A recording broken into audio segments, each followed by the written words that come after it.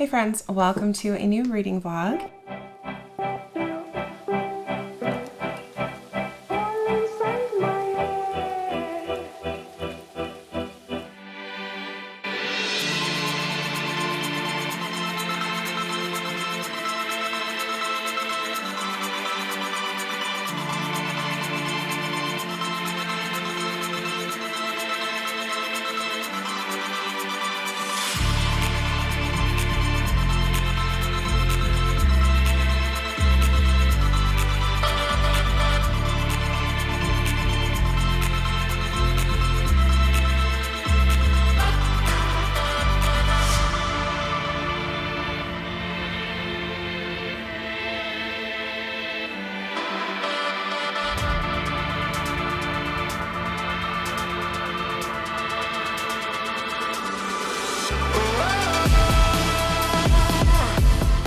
So it is currently Saturday, March 18th, and as you can see behind me, it's very snowy out. We're having another snowstorm. My vehicle is in the shop, so I don't have a vehicle, can't go anywhere. My kids are at their dad's, and Nick actually just left this morning. He hit the road to Arizona. He's driving this time, not flying. So I have a weekend all to myself. So I thought that I would do just kind of a cozy weekend vlog at home. I don't really have anything planned necessarily, just some activities that I might enjoy. I have yet to start watching the show Daisy Jones and the Six, so that's a possibility. Also have yet to watch season 2 of Firefly Lane, so that's also a possibility. When I was at Target yesterday, I picked up some new coloring materials. I love Joanna Basford's coloring books. I have 2 or 3 of them already. I saw this one, and I thought it just looked really cute, really whimsical. I mean, all her stuff is cute and whimsical, honestly. And I haven't colored in a while, so I thought it might be nice to sit down and do that. Usually I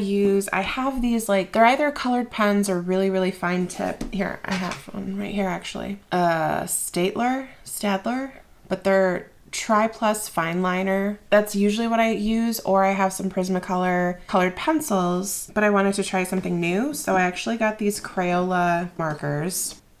They're two-sided, or they have 2 ends. There's not a huge variety of color, which is kind of a bummer, but not a big deal. On the one end, they have, is this the fine, or is this the brush? I think this is the brush. So they have a thicker brush one, and it can and then a fine-tipped one.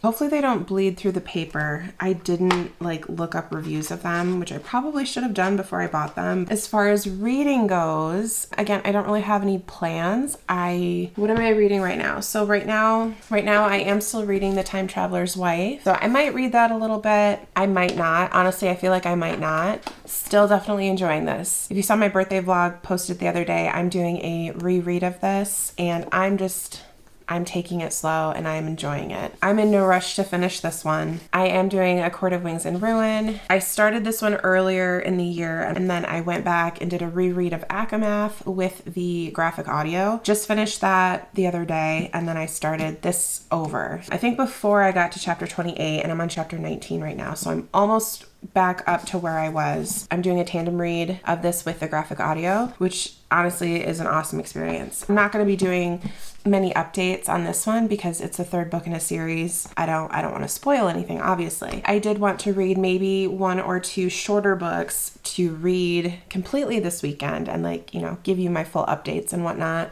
As of right now, what am I thinking of reading?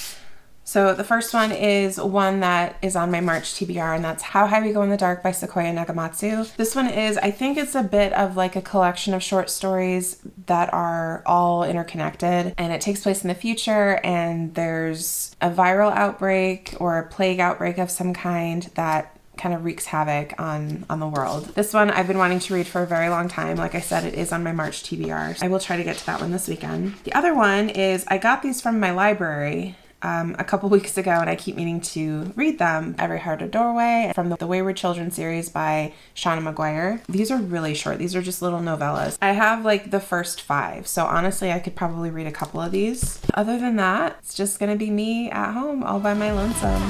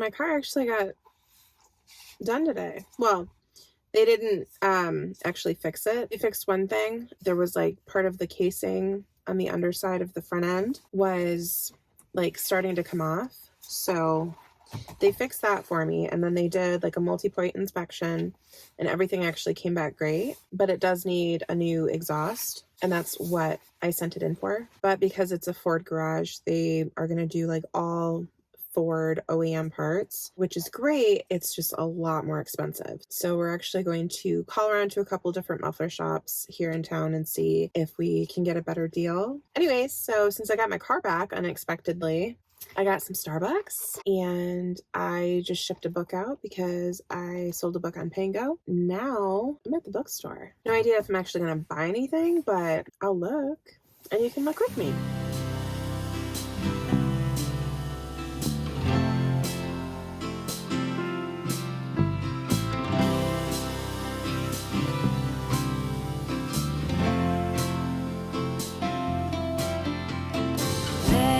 The days be past, days of trying.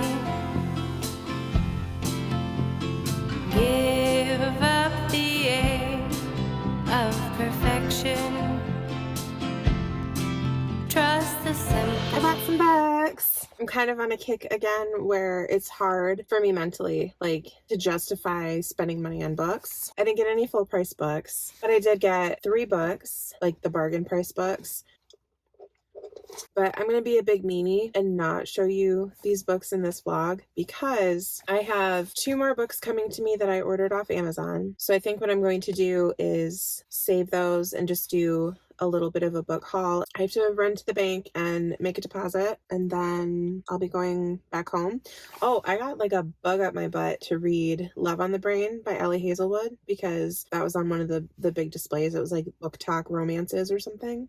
Or no, Book Talk Rom-Coms. I was supposed to read that in February and I never read it. But yeah, seeing it on that shelf, I'm like, oh gosh, that sounds really good. While I was waiting for my dad to pick me up and bring me into town to go to the dealership and get my vehicle, I started reading How High We Go in the Dark. And I've heard from a lot of people that it's a pretty heavy read, like it's very emotional. So I may need a bit of a palate cleanser. So I'll probably read that for a little bit when I get back home. And then depending on how that goes, like I said, I might throw Love on the Brain into the mix this weekend. And let it go.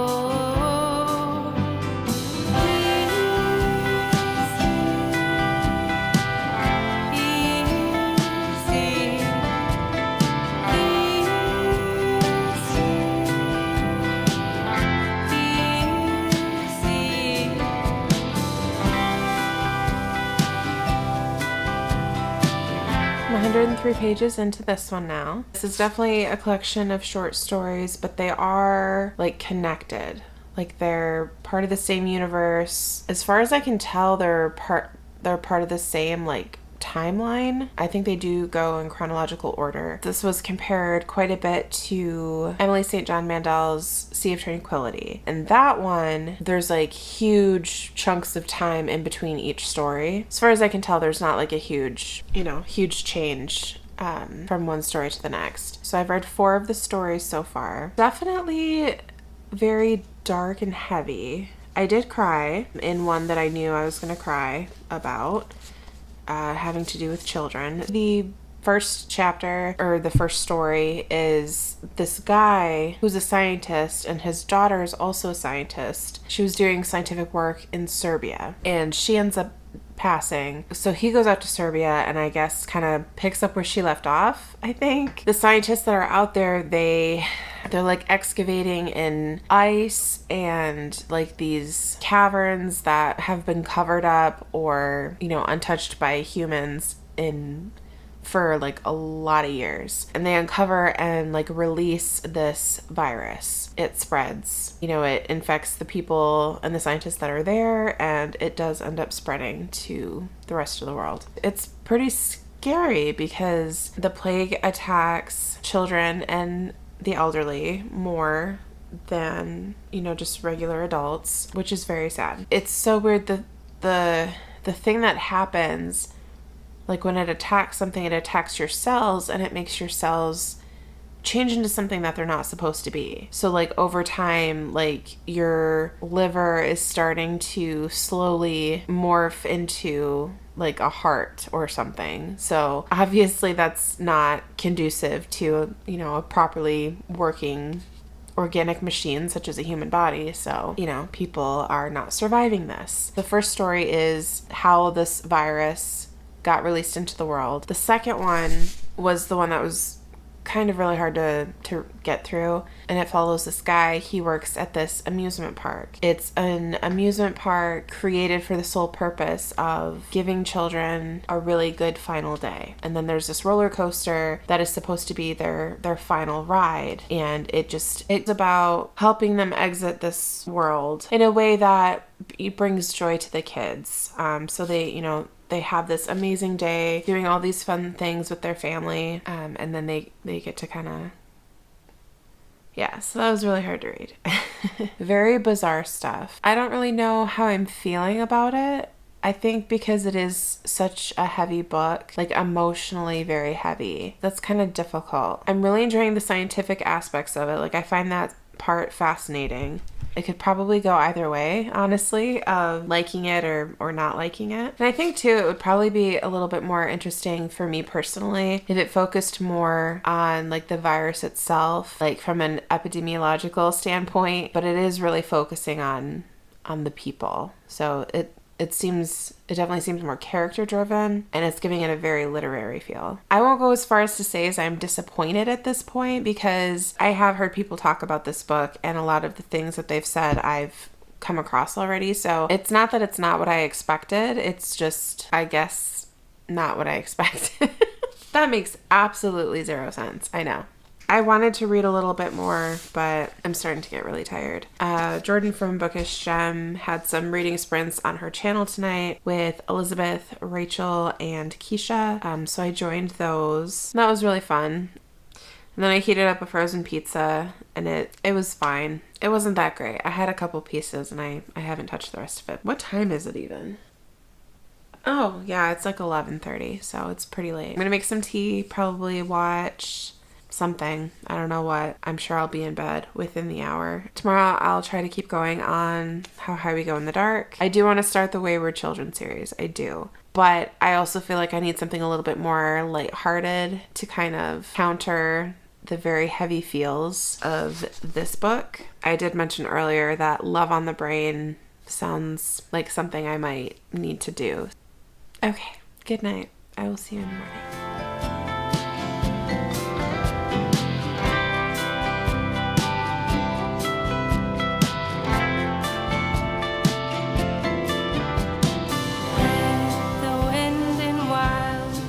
Spin around you,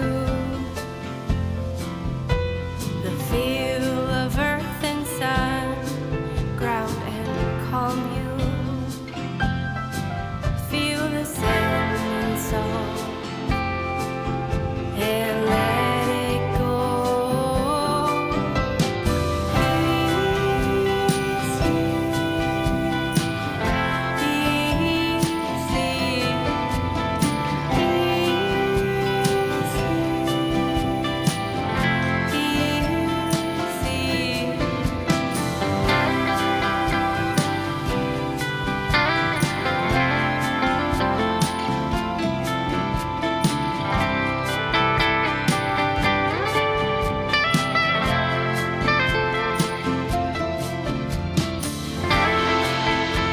I just finished How High We Go in the Dark by Sequoia Nakamatsu.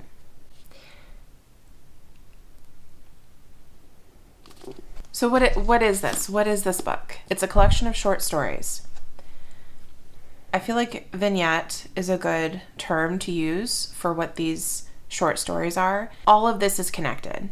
So it's like it's one big story broken up into different points of views is the best way that I can describe this. Oh boy. So it's not a 5-star. The whole plot of the book is an ancient virus is released from this old cave in Serbia. It creates a plague, a pandemic across the entire world. The first story talks about how and where the virus was discovered and how it ended up getting out to the rest of the world. And then there's stories throughout that focus on different people in society and how they are either dealing with this pandemic or what their purpose is. So there's a guy who works at basically a euthanasia amusement park for children. In a way, though, it is really beautiful. It's like these children are sick, or they will soon become sick, extremely emotional, but at the same time beautiful, like what they do for these children. Instead of these children, you know, wasting away in hospital beds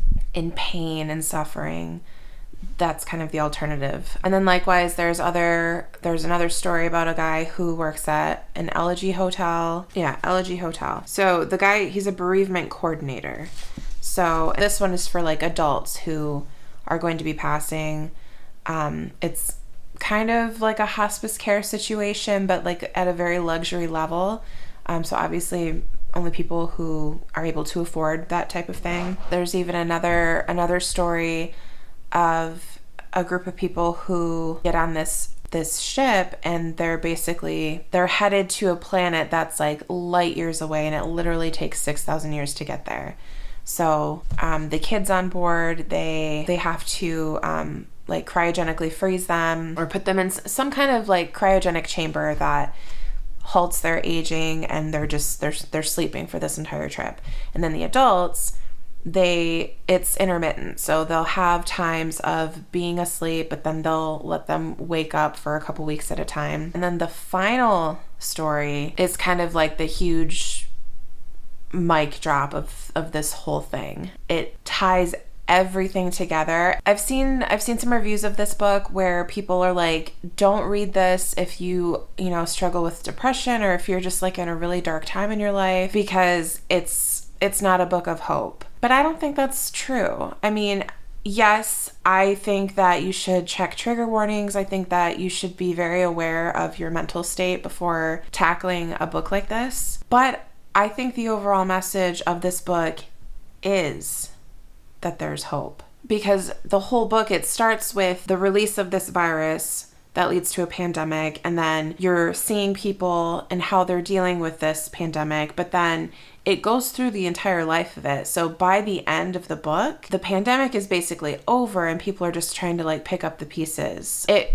very much reminded me of Avengers, where Infinity War, I think the second to last one, or maybe I guess it's the beginning of Endgame, where all the people that were like left behind, after where everyone that was left behind is kind of like moving on with life and trying to grapple with how society has changed, the people that they've lost, things like that. And that's kind of where the book leads to. But overall, I think the message is that there is hope and the resilience of the human spirit. In fact, I think it says that. Oh, that's exactly what it says, actually. So Sequoia Nagamatsu takes readers on a wildly original and compassionate journey spanning continents, centuries, and even celestial bodies to tell a story about the resilience of human spirit, our infinite capacity to dream, and the connective threads that tie us all together in the universe. What am I going to rate this? Did I enjoy my reading experience? Not really. I feel like this was a lot more character-driven than I would have liked. I think I would have liked a lot more focus on the virus and the pandemic itself, but it does focus on the people and how they are dealing with this and their struggles. There were some stories that were either kind of over my head and I wasn't really understanding what was happening, or it was just kind of boring. But there were a few stories that I thought were really good or really interesting. I really liked the first one and I really liked the last one. Overall, I think my enjoyment not that high, but it was so well written and how everything was so connected. Like I'm kind of blown away by that part. I might need to think on this. I'm feeling 3.5 or 4 stars. It's going to be one of those two. But right now, I think I'm just too in it. I need some time to think on it. I think when I do my recap at the end of this vlog later tonight, I'll let you know kind of what my final rating is. Right now, I'm finishing coloring. Okay, I'm going to show you. It's not 100% done. And I'm not an artist, okay? Yes, I'm a Pisces, and we're supposed to be like the most artistic, creative house in the zodiac. Well, it missed me. So this was more just for fun than anything else. So don't judge me, because these colors, are awful. There's way too much brown and black, but you know what? I had fun and it was very calming for me. I went for a walk earlier, so that was really nice.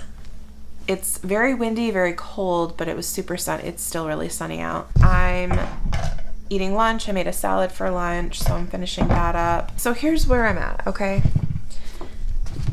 Oh, and I read some more ACOWAR this morning when I was having breakfast. I don't know which one to read right now because this one I'll definitely be able to finish today. Maybe even the second one because these are just really short little novellas.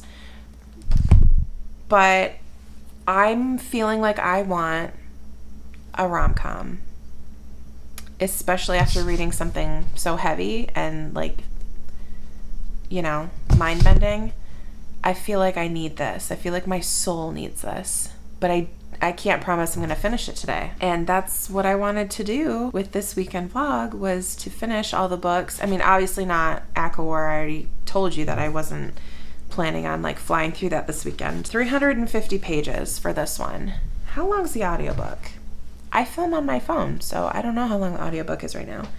I think I'm going to start this. I'll get as far as I can in it. Believe me, one more. Believe me,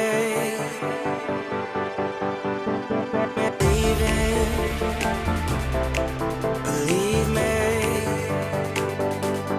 one more. Believe me.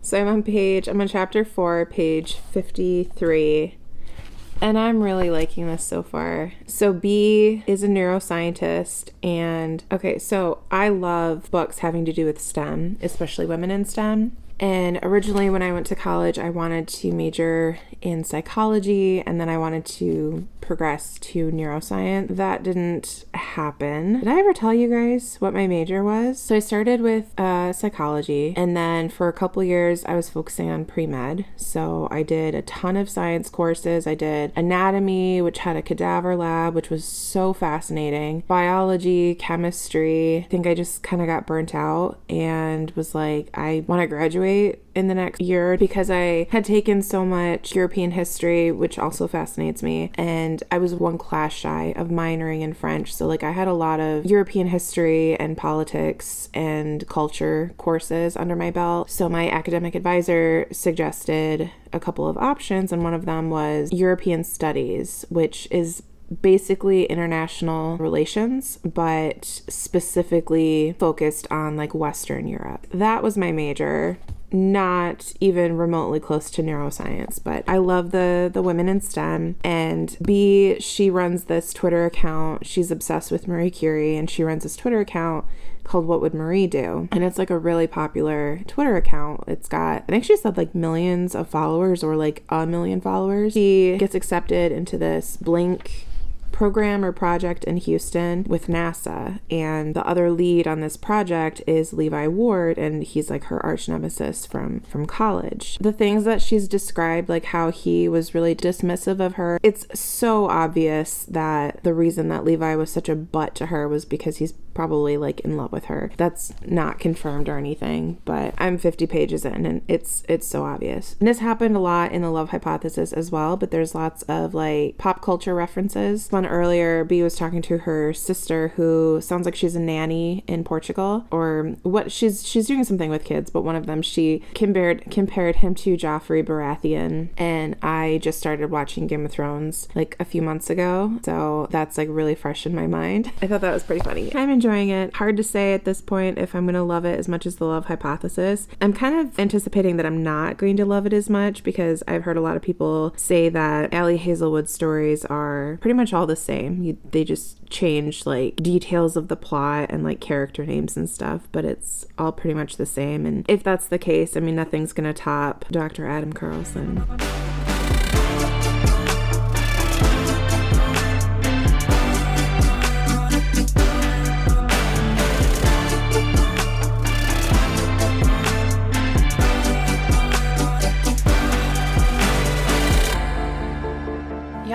haters. The amount of times that I have heard somebody say, this is just like a copy and paste of Love Hypothesis. It's exactly the same. No, it's not. What are you talking about? Another issue that a lot of people have had is that B constantly talks about how big Levi is, like how much he towers over her and like how big his muscles are. Yes, she says it a lot, but it's like if you're into anybody and there's a particular characteristic about them, specifically a physical characteristic about them that you enjoy, you're going to constantly think about that. And every time that you're like seeing them, it's going to be at the forefront of your brain. And that's all that's happening here. B is just like, oh, like his eyes are so green, biceps are so big, he's so tall. That's normal. That's exactly what would be going through your head. And that's all that we're seeing. So it's not that the author is just repeating herself over and over and over again. It's you're in the mind of B. That's what she's focused on. All of the negative things that I have heard about and read about on this book, I've just debunked. And that's fine. If people don't like this book, I'm not saying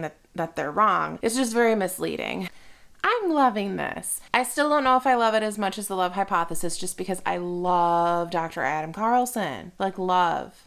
Adam Driver. Just love. This could still be 5 stars. I'm really enjoying this. I love the men, not all the men. I love the male love interests that Ali Hazelwood writes because they are so progressive. They're feminists. Anyways, I'm enjoying this. I'm enjoying it a lot. I honestly probably could have finished it by now, but I took a little break. But according to the audiobook, I have just under 2 hours left. It's like 8:30, so I could still finish this tonight, but I'm making dinner right now. I might still read a little bit more before bed, but I think for now I'm probably going to put down the reading.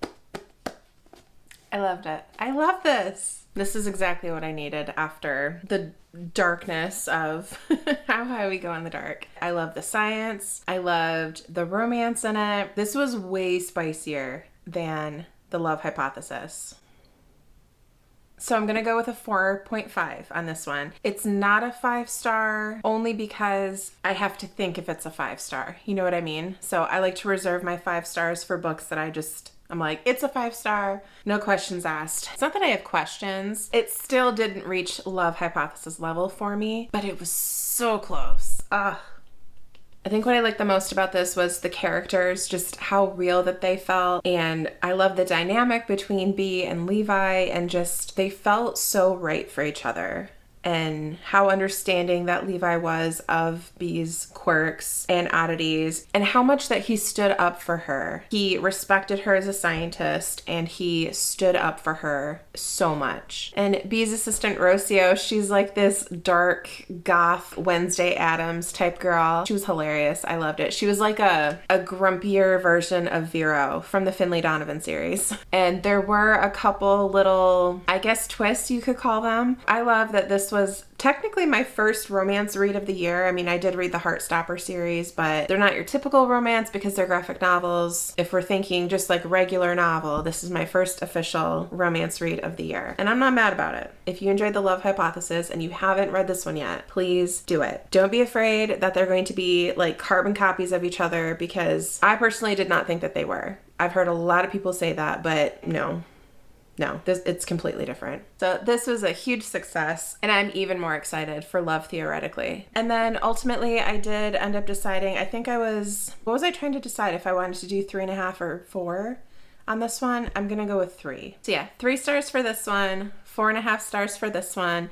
Thank you so much for joining me on my little weekend vlog. I had a lot of fun. Let me know down in the comments below if you've read both The Love Hypothesis and Love on the Brain, which one you liked better. Please remember to like and subscribe if you haven't done so already. And until next time, bye.